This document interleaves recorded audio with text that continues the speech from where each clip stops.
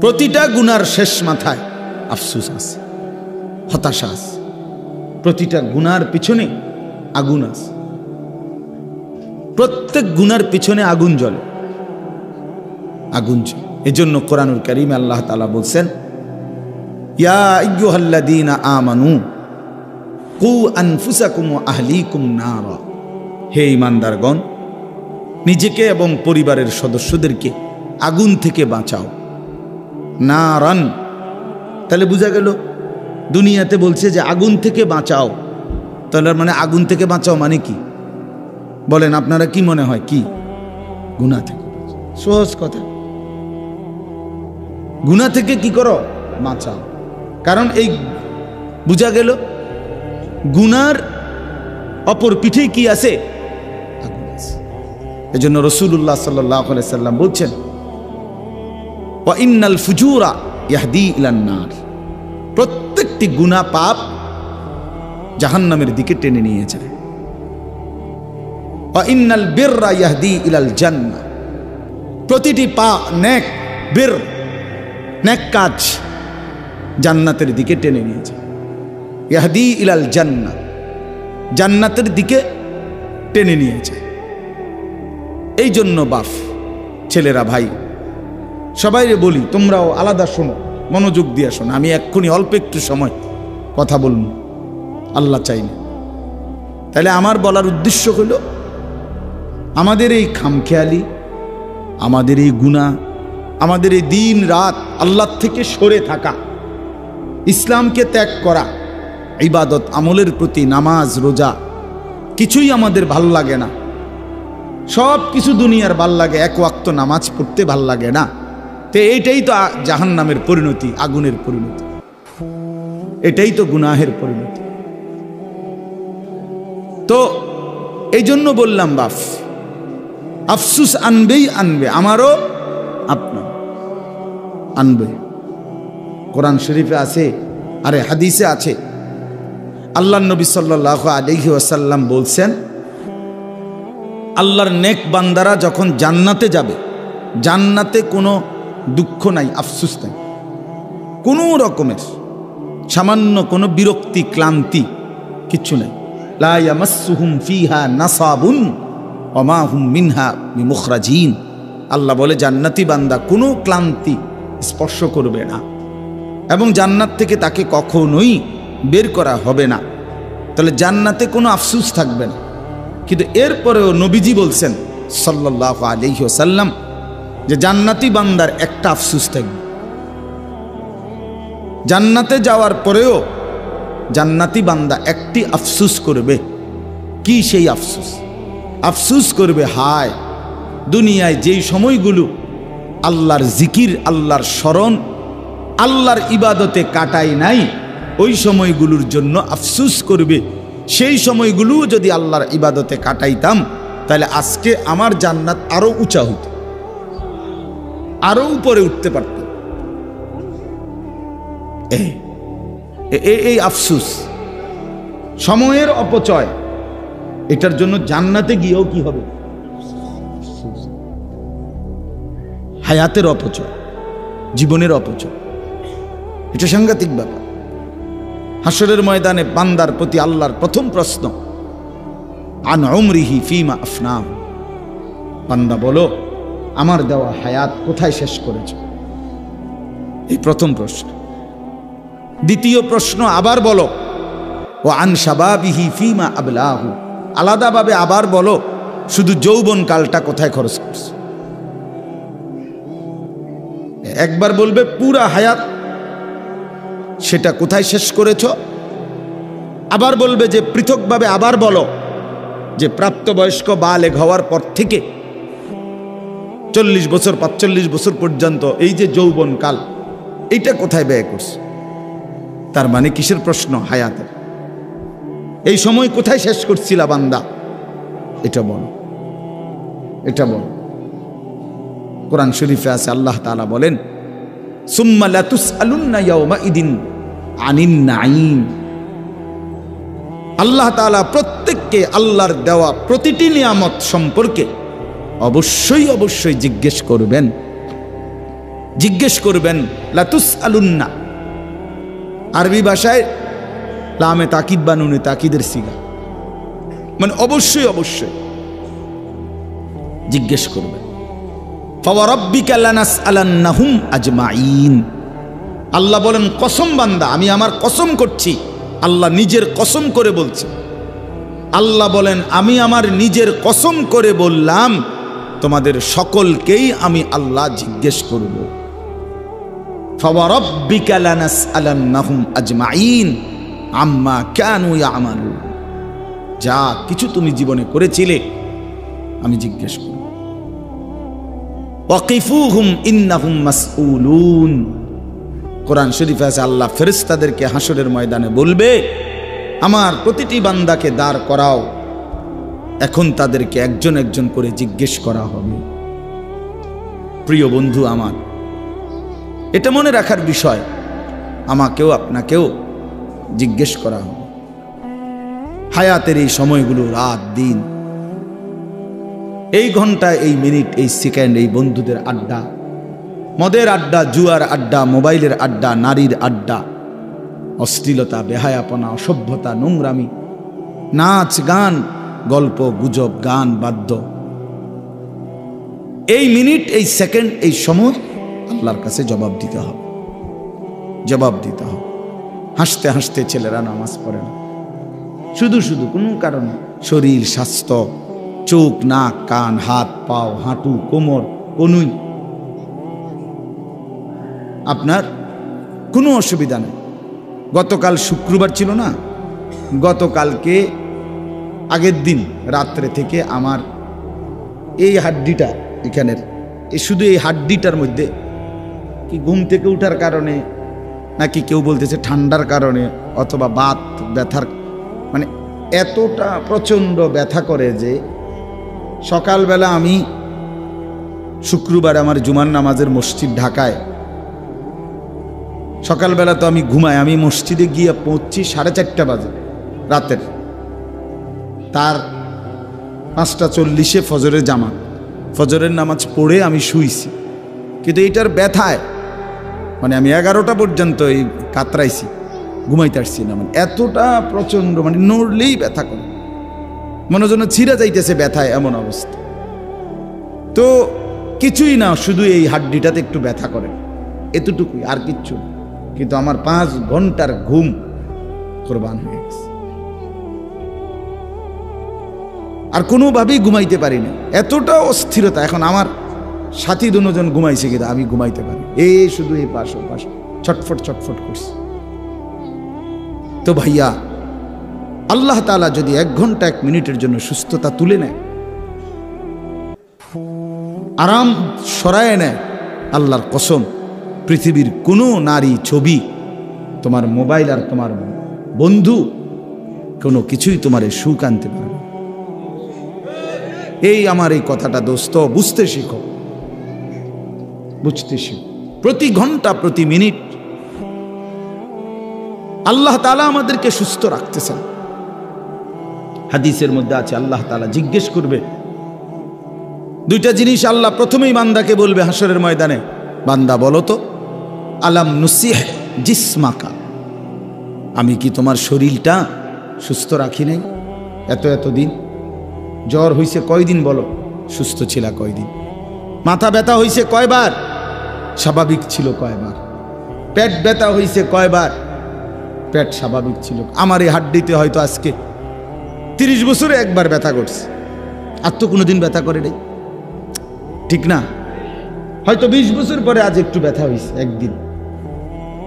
হ্যাঁ, তো আল্লাহ তাআলা বলবেন, বান্দা আমি কি তোমাকে এতটা লম্বা সময় সুস্থ রাখি নাই? তো তার বিনিময়ে আমার সেজদাটা কেন দিতে পারলা না? কেন পারলা না বাবা? ছেলেরা বলো ভাই, যে বন্ধুর সাথে তুমি 6টা ঘন্টা কাটাইলা, ও তোমারে কি কি দিছে এই পর্যন্ত? কি দিল? কি দিল? মোবাইল কি দিল তোমাদেরকে? নারীর ছবি দিয়ে অর্জন কি হলো বাপ? দেখছো তো, ঠিক আছে, এই পর্যন্ত 10,000 নারী দেখছো, তো কি উপভোগ করতে পারছো কয়জন? কি বুঝলা, কি পাইলা? নারীর ওই ছবি থেকে অর্জনটা কি সেটা বলো ভাইয়া। উলঙ্গ দৃশ্য থেকে তোমার অর্জন কি, তোমার বেনিফিটটা কি সেটা বলো। এই অসভ্যতা, এই নোংরামি, এই জন্তু জানোয়ারের স্বভাব দিয়ে অর্জনটা কি? অর্জনটা কি? যে নামাজ পড়ে না, যে সেজদা দেয় না, আমি প্রত্যেক দিন বলি সে মানুষের বাচ্চা না।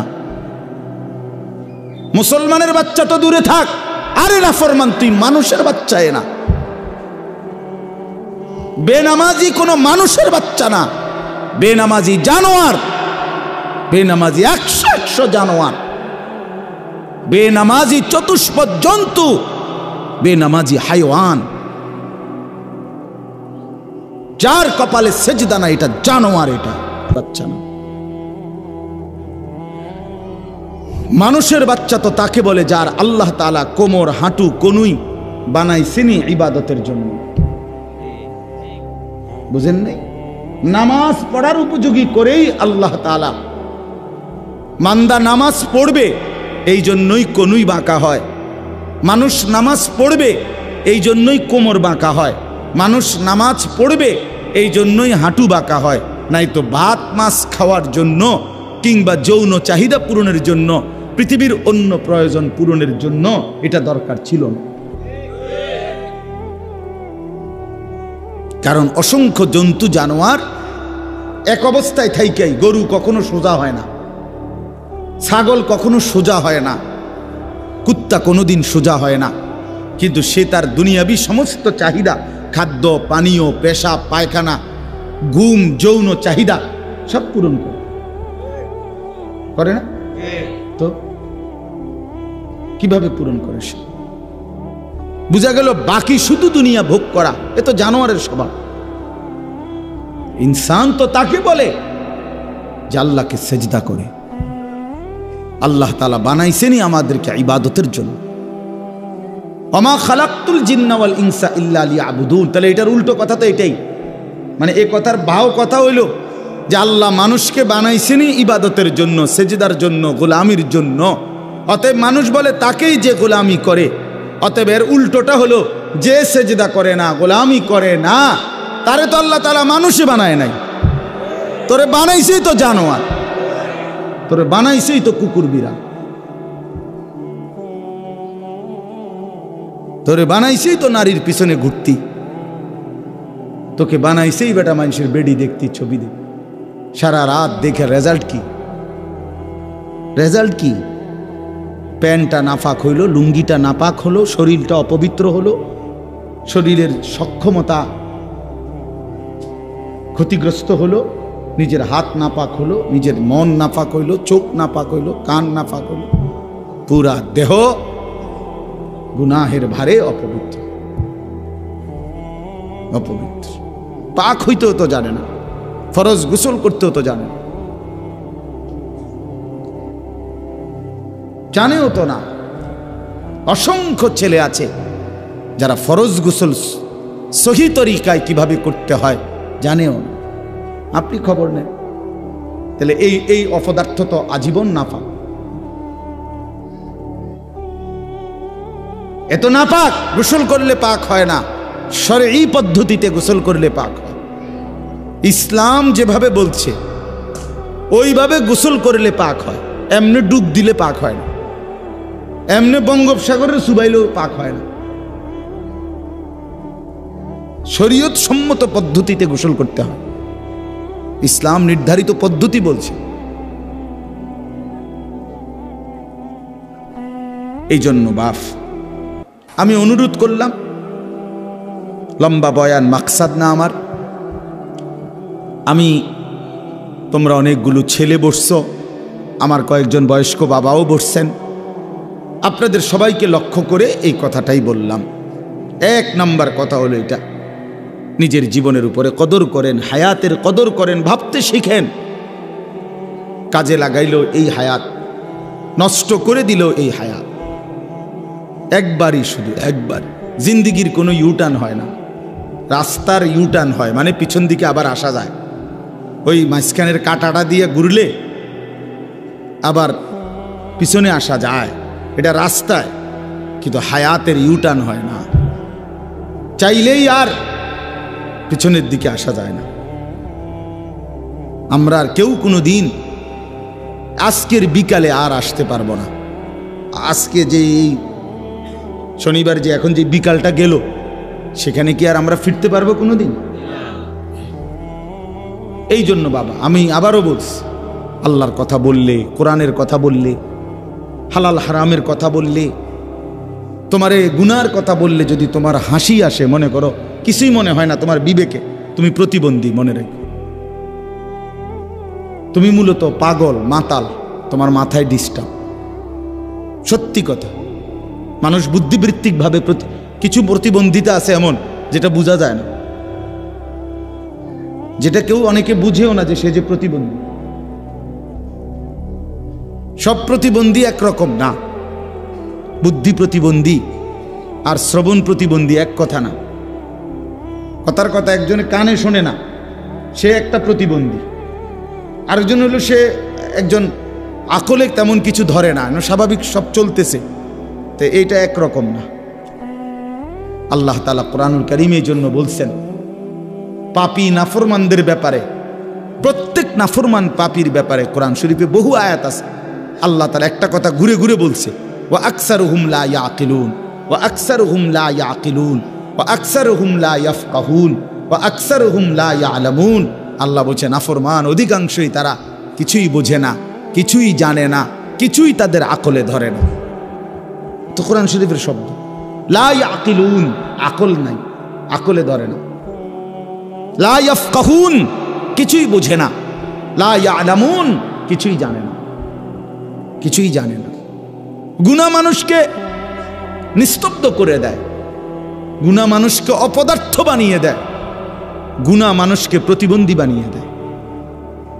একটা পর্যায়ে নাফরমান বেঈমান আল্লাহ তাআলা কোরআনে বলছে, আল্লাহর অবাধ্যতা, কুফর, শিরিক, গুনাহ একদিন মানুষটাকে কেমন বানায় যে এমন হয়ে যায় যে তার দিল থাকে কিছুই বোঝে না, কান থাকে কিছুই শুনে না, চোখ থাকে কিছুই দেখে না। লাহুম কুলুবুল লা ইয়াফকাহুনা বিহা ওয়া লাহুম আযানুল লা ইয়াসমাউনা বিহা ওয়া লাহুম আ'য়ুনুল লা ইউবসিরুনা বিহা।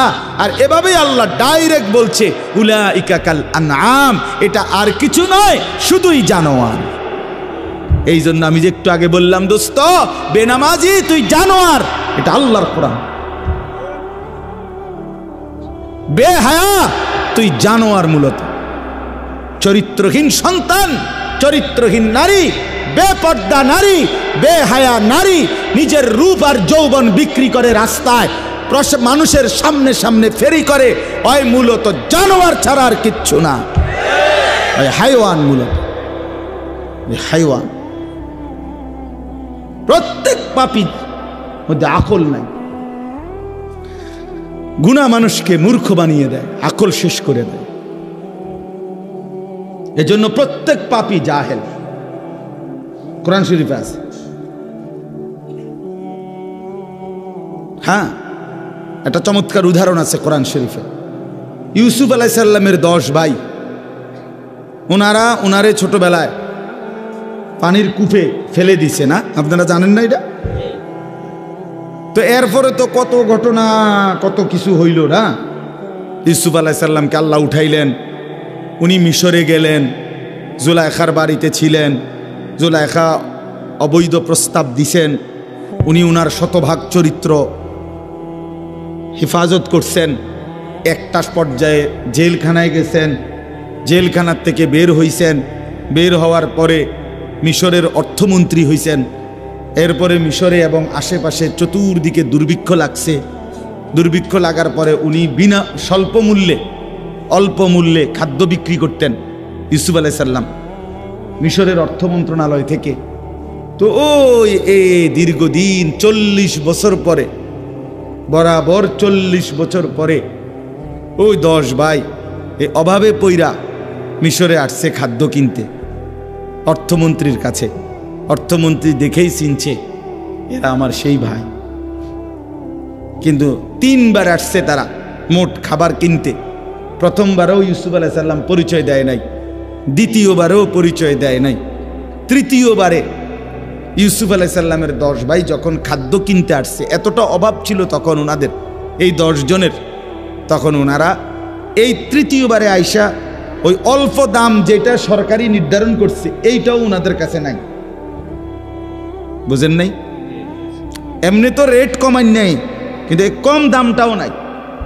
মনে করেন 10 ভাই 10 বস্তা খাবার নিবে, এখন 10 বস্তা খাবারের দাম 100 টাকা, কথার কথা। এখন উনাদের কাছে 100 টাকাও নাই, আছে ধরেন 30 টাকা, 40 টাকা, 50 টাকা। শেষবারে তৃতীয়বারে এই কোরআন শরীফে আছে, তখন তারা 10 ভাই ইউসুফ আলাইহিস সালামের সামনে, ওরা তো চেনে না, তো এইবার তৃতীয়বারে আইসা যখন এই টাকাটা দিছে, মূল্য দিয়া বলছে আমরা এটুকু দিলাম, তবে আমাদেরকে আমরা 10 বস্তা পূর্ণ দেন, আমগরে কম দিয়েন না, মাল পুরাই দেন। টাকা তো নাই, তো বাকি টাকাটা আপনি ওয়াতাসাদ্দাক আলাইনা, আমগরে সদকা দেন, ভিক্ষা দেন, আমরা আর নাই। তো কোরআন শরীফ আছে, আল্লাহ তাআলা বলছে হায় দেখো দুনিয়াবাসী, 10 জনের কি পরিণতি আর একজনের কি পরিণতি। 10 জনে মিলে সিদ্ধান্ত নিছে একজনকে শেষ করে দিতে, একজনের মালিক আল্লাহ সিদ্ধান্ত নিছে 10 জনকে নিচে নামায় দিবে, একজনকে উপরে উঠাই দিবে। সুবহানাল্লাহ। কোরআন শরীফে আছে 10 ভাই মিলে বলছিল, ওই সূরাতে আছে শুরুতে, ওয়া নাহনু উসবা, আমরা 10 জনই তো একটা শক্তি, 10 জন এক থাকলে অসুবিধা কি, বিল্ডিং ঠেললে বাইতে গামু, বুঝেন নাই? আরেকজনের খাল কাইটা বাইতে বললাম, অসুবিধা কি, আমরা একটা শক্তি। আল্লাহ বলছেন না বেটা, 10 জন না 10 লক্ষে শক্তি নয়, শক্তি শুধুই আল্লাহর জন্যে। আন্নাল কুওয়াতা লিল্লাহি জামিআ, শক্তি শুধুই আল্লাহ, ক্ষমতা শুধুই কার? আল্লাহ। 16 বছরের জালেম ভেবেছিল আর কারো কোনো ক্ষমতা নাই, একদিন 2:30 বাজে দেখে নিজের কোনো ক্ষমতা নাই। নিজের কি নাই? তখন কিশোর তরুণ যুবক 16 বছরের আর 18 বছরের নওজোয়ানের কাছেই 16 বছরের সাজানো সংসার ছেড়ে দিয়ে পলাইতে হয়েছে। আমার ছোট মেয়ে গাটি উঠি লইয়া পলাইতে হয়েছে। তার মানে এটা বোঝা উচিত, শক্তি শুধুই কার? আল্লাহর। ভাইয়া আল্লাহ, শক্তি শুধুই আল্লাহ। এই ইসরায়েলিরা একদিন টের পাবে, অচিরেই ইসরায়েলের এই ইহুদি কুত্তারা একদিন দেখবে তাদের কিচ্ছু নাই, ইমানের পতাকা, ইসলামের পতাকা ফিলিস্তিনে পথ করে উঠছে ইনশাআল্লাহ, কোনো সন্দেহ নাই, কোনো সন্দেহ। ওই বেঈমান হেরেই যাবে একদিন, এই দেখতে দেখতে একদিন থাকবে। এর চাইতে কত বড় বড় জালেম এই পৃথিবী থেকে হারায় গেছে, আর ইসরায়েলের মতো এই অল্প কয়েকজন কুত্তা ওরা বুঝি টিকবে? এত সহজ বিষয় না। আল্লাহই বড়। কে বড়? হ্যাঁ, আল্লাহু আকবার, আল্লাহু আকবার, আল্লাহই বড়, আল্লাহই বড়। ওয়ালা যিকরুল্লাহি আকবার, আল্লাহ বলেন আল্লাহর স্মরণ এটাই বড়, আল্লাহই বড়, আল্লাহই বড়, আল্লাহই বড়। ছেলেরা নষ্ট হইও না, মুসলমানের বাচ্চা, তোমাদেরকে বলি, এই অল্প সময়ের মধ্যে দেখবা হক আর বাতিলের যুদ্ধ দেখবা, ইসলাম আর কুফরের যুদ্ধ দেখবা, ইমানদার আর বেঈমানের লড়াই দেখবা। তখন দেখবা মনে পড়বে, যদি এখন থেকে নামাজি না হও, চরিত্রবান না হও, আমি বললাম হকের পক্ষে, ইমানের পক্ষে থাকতে পারতা না। বেঈমান তোমাদেরকে কাপুরুষের কাতারে পাঠাই দিবে, বুজদিলের কাতারে পাঠাই দিবে, পারতা না। সারা পৃথিবী ব্যাপী ইমান আর কুফরের যুদ্ধই হবে শেষ পর্যন্ত। আগামীর যুদ্ধ মুসলমান আর বেঈমানের যুদ্ধ। এবং সেটা বিশ্বব্যাপী। আগামীর যুদ্ধ মাহাদি আর দাজ্জালের যুদ্ধ, সেটা বাংলাদেশ না, সেটা পৃথিবীব্যাপী। মাহাদিও সারা পৃথিবীর, দাজ্জালও সারা পৃথিবীর। বুঝেন নাই হিসাবটা? সারা বিশ্বব্যাপী। তো এই জন্য ইউসুফ আলাইহিস সালাম তখন ভাইদের এই অসহায় করুণ অবস্থা দেখা তখন তিনি আজকে আর মনটারে মানাইতে পারছে না যে হায় আমার ভাইরা, আজ তোমরা কত ছোট হয়ে গেলা, আজকে ভিক্ষা চাইতেছ, সদকা দেন। তখন তিনি বললেন, হাল আলিমতুম মা ফাআলতুম বিইউসুফা ওয়া আখিহি ইদ আনতুম জাহিলুন। এই কথা এটা বলতে ইউসুফ আলাইহিস সালাম তখন বললেন, তোমাদের কি মনে পড়ে তোমাদের যে একটা ভাই ছিল ইউসুফ, এবং তার সাথে আরো এক ভাই বিনিয়ামিন, এই দুই ভাইয়ের সাথে ইজ আনতুম জাহিলুন, যখন তোমরা জাহেল ছিলে, মূর্খ ছিলে, কি করেছিলে? মনে পড়ে তোমাদের? এইখানে আছে মূলত তো তারা পাপ করছে। তারা কি করছে? ভাইকে কি করছে? কূপে ফেলে দিছে। কিন্তু আল্লাহ তাআলা ইউসুফ আলাইহিস সালামের ভাষাটা কি ব্যবহার করছে, যে যখন তোমরা মূর্খ ছিলে। এই আয়াতের তাফসিরে স্পষ্ট আছে। এজন্য তাফসির ইবনে কাসির আমি নিজে পড়ছি, কুল্লু মান আসাল্লাহা ফাহুয়া জাহিল। যে আল্লাহর নাফরমানি করে সে মূলত মূর্খ। এই কারণে অজ্ঞতা, এটা তার মূর্খতা। এই জন্যই এই কথাটা বলতেছিলাম, প্রতিটা পাপী বেওকুফ, প্রত্যেকটা নাফরমান হারামখোর, সুদখোর, ঘুষখোর, জিনাখোর, ব্যভিচারী, বেপর্দা নারী, মদখোর, নেশাখোর, গাঞ্জাখোর, এগুলো সব মূর্খ, জাহেল। তো ইউসুফ, আচ্ছা, তো ওই কথাটা শেষ করি। ইউসুফ আলাইহিস সালাম যখন এটা ছেলেদের ভাইদেরকে বললেন, মনে পড়ে যখন তোমরা মূর্খ ছিলে, তো তোমাদের ওই দুই ভাইয়ের সাথে তোমরা কি আচরণ করছিলা? কোরআন শরীফে আছে 10 ভাই একসাথে লাফ দিছে, লাফ দিয়া তাকাইয়েই ওনার দিকে, ক্বালু আইন্নাকা লাআনতা ইউসুফ। আরে তাহলে তুমি কি সেই ভাই ইউসুফ নাকি? হেরার কলজাত লাফ দিছে যে এই বামগো ভাই, অথচ কোনো যুক্তি নাই। উনি ইউসুফ আলাইহিস সালাম হইব কেন? সে তো হলো মিশরের অর্থমন্ত্রী, তারার বাড়ি হলো কেনান, ফালাইয়া দিছে 40 বছর আগে কূপের তলে, ফালাইয়া দিছে ছুট্টু মিয়ারে 8-10 বছর বয়সে। তো কিসের লগে কি মিলাইল? কোথায় বাড়ি? কেনান। হ্যাঁ, এখানে হইলো মিশর, আবার তারে ফালাই দিছে 10 বছর বয়সে, ইনার এখন বয়স হলো 40-45 বছর বয়স। তবুও তাদের দিল বলছে, ক্বালু আইন্নাকা লাআনতা ইউসুফ, তাহলে কি তুমি আমাদের ভাই ইউসুফ? ক্বালা আনা ইউসুফ। এই যে কোরআন শরীফের আয়াত, ক্বালা আনা ইউসুফ ওয়া হাদা আখি। ইউসুফ আলাইহিস সালাম বললেন, হ্যাঁ ভাইয়া, আমি ইউসুফ। আর দ্বিতীয়বারে আসছিলার চুরির একটা কৌশল করে আমি যে আমার একটা ভাইকে রেখে দিয়েছি তোমাদের, সেটাই ছিল আমার ভাই বিনিয়ামিন। এই যে আমার পাশে বসা, গত সফরে মনে আসেনি ভাই, তোমার থেকে আমি আমার একটা ভাই কৌশল করে রাইখে দিছিলাম। কদ মান্নাল্লাহু আলাইনা। ইউসুফ আলাইহিস সালাম বললেন, ভাইয়া শোনো, তোমরা তো আমারে ফেলে দিয়েছিলে পানির অতল গহীনে, কূপের গভীরে, কিন্তু আমার মহান আল্লাহ আমাদের উপরে বারবার দয়া করেছেন। রব্বুল আলামিন বলেন, কুলিল্লাহুম্মা মালিকাল মুলক তুতিল মুলকা মান তাশাউ ওয়া তানজিউল মুলকা মিম্মান তাশা। আল্লাহ বলেন, বন্ধু বলে দেন পৃথিবীবাসী, সমস্ত কর্তৃত্ব, রাজত্ব মালিক শুধুই একজন আল্লাহ।